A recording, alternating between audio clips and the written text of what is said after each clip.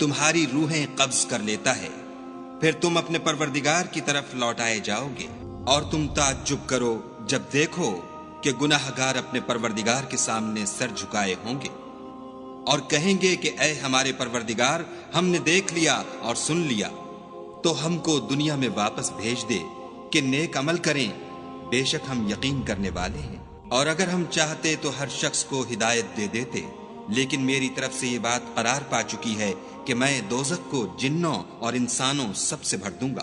سو اب آگ کے مزے چکھو، اس لیے کہ تم نے اس دن کے آنے کو بھلا رکھا تھا۔ آج ہم بھی تمہیں بھلا دیں گے، اور جو کام تم کرتے تھے ان کی سزا میں ہمیشہ کے عذاب کے مزے چکھتے رہو۔ ہماری آیتوں پر تو وہی لوگ ایمان لاتے ہیں کہ جب ان کو ان سے نصیحت کی جاتی ہے تو سجدے میں گر پڑتے اور اپنے پروردگار کی تعریف کے ساتھ تسبیح کرتے ہیں اور غرور نہیں کرتے۔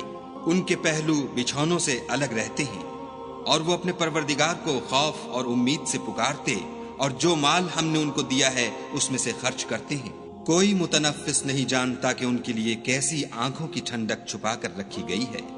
یہ ان اعمال کا صلہ ہے جو وہ کرتے تھے۔ بھلا جو مومن ہو وہ اس شخص کی طرح ہو سکتا ہے جو نافرمان ہو؟